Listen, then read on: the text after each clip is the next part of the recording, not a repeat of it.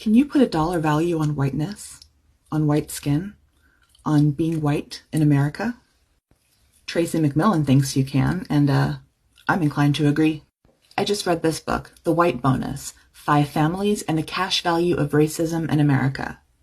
Now this one's amazing, and McMillan is going to get so much hate for this, so let's give her some love for her bravery and honesty.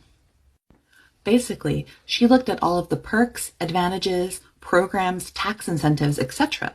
that her white family were able to take advantage of and therefore use to help her, which weren't equally available to everyone. And she took out her calculator and she added it up. It's such a great heuristic device. That just means learning tool, to help white people recognize some of the advantages that we've been born with and have been taught not to see. What it does is it shows us how these advantages compound over time. So McMillan herself didn't come from a rich family. She's been scraping by like most Americans. But despite this, the financial advantages she has experienced because of her race are so numerous that she wrote a whole book about it.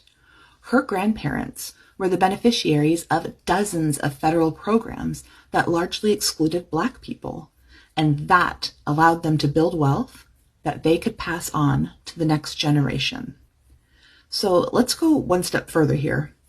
If one group of people, say billionaires, gets a tax break, where does that come from? Right? That comes from us. We have to pay higher taxes to subsidize that. Well, that's how it works with race, too.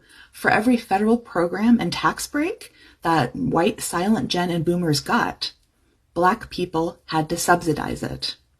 That is how you legally rob from one group to give to another. Over time, that can lead to hundreds of thousands of dollars, which explains the wealth gap between Blacks and whites in this country.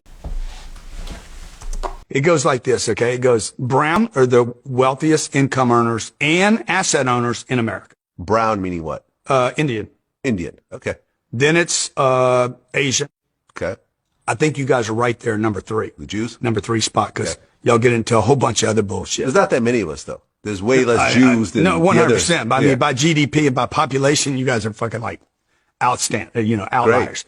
Then it's the white people in the middle. Okay. Now the Black and browns are bottom 2 groups, Black and brown. Black and Hispanic, yeah. Yeah. Because you already said brown is Indian. But the most embarrassing stat there is you're a fucking privileged white person in America and you're in the fucking middle.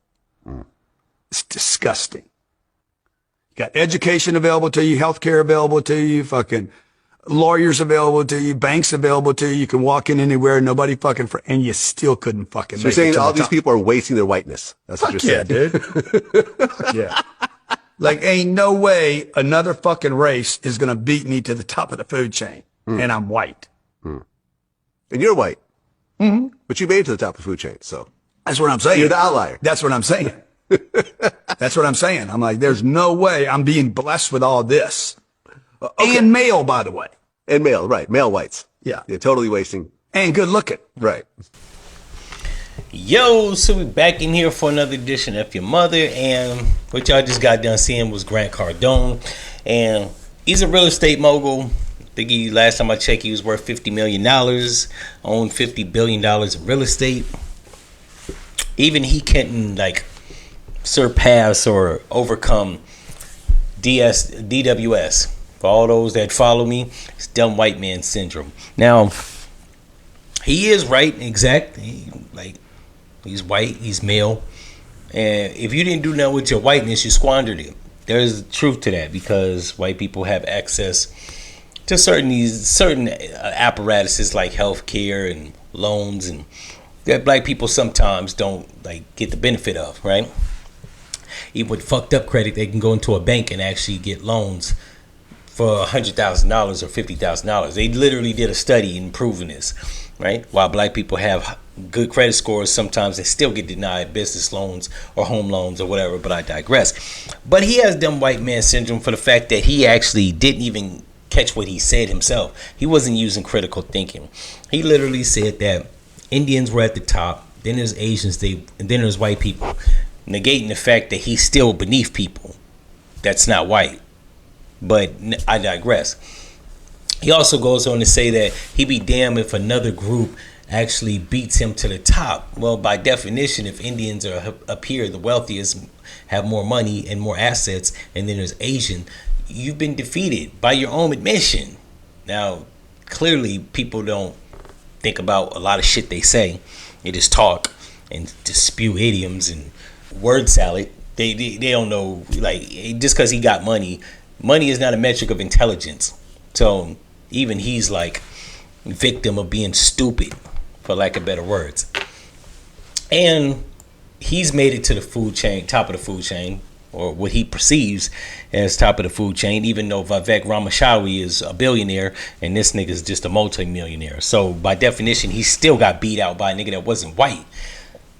So to say this, like, have some air of braggadocio, like you're proving something, it just makes you sound more like a retard. Write this shit down before you say it. Practice it. Rehearse it. Don't get on public platforms talking about you do this, that, and the third. And he also goes to say that the Jews are like third, as if they're like different classification of race. People are stupid. Jewish people are white. The ones in America ain't over there in Tel Aviv. They're white. Now, ethnically, you can argue that they're not the same ethnic group. That's fucking stupid. As it pertains to race, which is a social construct, it literally is a metric to, I don't know, gauge what people are based on their physical features. That's all the fuck it is. I don't know why people try to make this seem harder than it is. Race is just judging what people are based off by their physical characteristics. That's literally all it is. Ethnicity is a group of people that share the same like cultural background, right? Whether it be religion, music, food, clothing, literature, stuff like that, language. There's a difference, but most never let something like critical thinking and high school education get the fuck in the way. In any event, if y'all like this episode, you know what to do, and I'm out. No.